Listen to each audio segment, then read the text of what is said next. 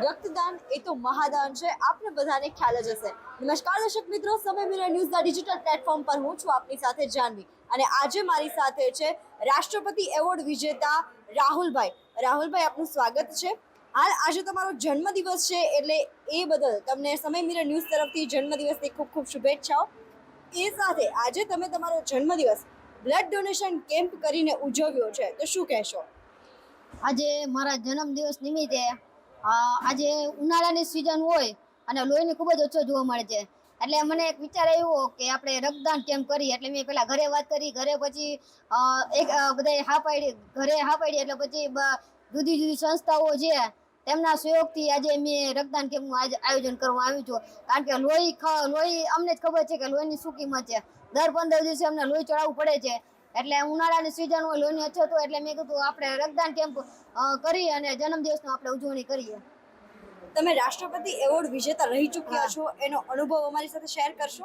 અનુભવ તો કઈ શબ્દમાં જ નથી, કારણ કે 2019માં રાષ્ટ્રપતિ રામનાથ કોવિંદના હસ્તે મને એવોર્ડ મળ્યો હતો બેસ્ટ એમ્પ્લોયમેન્ટ તરીકે।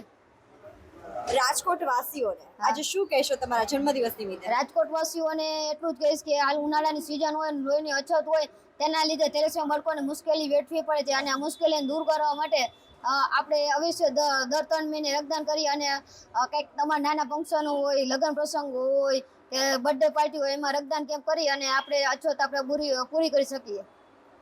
આભાર આપનો।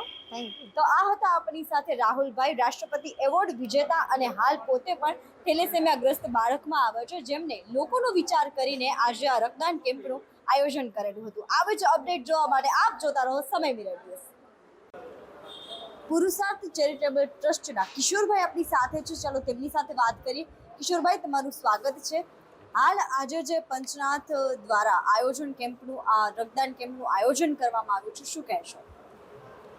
આજે રાહુલ મલસાદર કે જે એક એવો યુવાન છે કે જે થેલેસેમિયા પીડિત એક યુવાન છે, અને એને યાતનાની ખબર છે કે ભાઈ એમનો ખોરાક જ થેલેસેમિયા પીડિત બાળકોનો ખોરાક જ લોહી છે।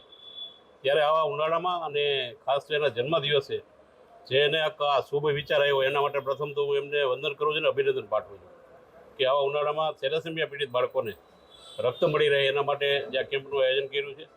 સાથે સાથે વિવિધ સામાજિક સંસ્થાઓના સહયોગથી આ કેમ્પ યોજાયો છે।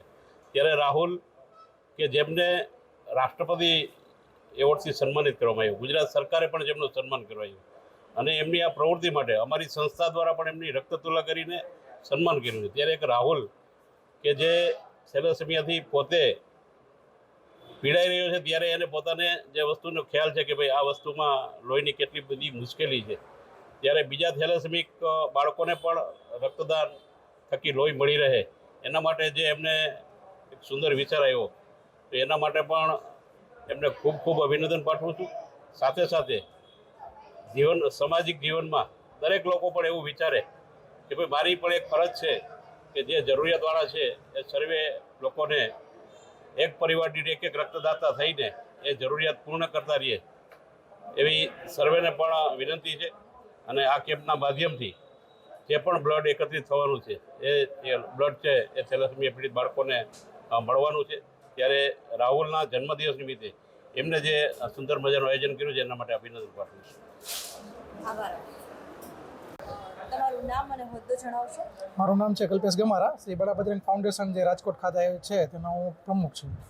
આજરોજ રાહુલભાઈ મલસાદર કે જે પોતે એક થેલેસેમિયા વોરિયર છે, એના જન્મદિવસ નિમિત્તે એક કહેવાય ને કે એક સમાજને એક અલગ જ દિશા ચીંધી છે કે ભાઈ અલગ અલગ રીતે જન્મદિવસ ઉજવવાની જગ્યાએ આજે જ્યારે ઉનાળાની ગરમીમાં આ થેલેસેમિક ભૂલકાઓ તેમજ જરૂરિયાતમંદ લોકોને ત્યારે રક્તની ખૂબ જ શોર્ટેજ રહેતી હોય છે, એ સમયે રક્તદાન કેમ્પનું આયોજન કર્યું કે અને જે લોકો શુભેચ્છા સ્વરૂપે રક્તદાન કરે, એક આ ઉમદા વિચાર છે, અને એ ઉમદા વિચારને જ અમે બડા બજરંગ ફાઉન્ડેશને અને અન્ય સંસ્થાએ વધાવી લીધો છે, અને આ રક્તદાન કેમ્પમાં અમને સહયોગ કરેલો છે। Thank you.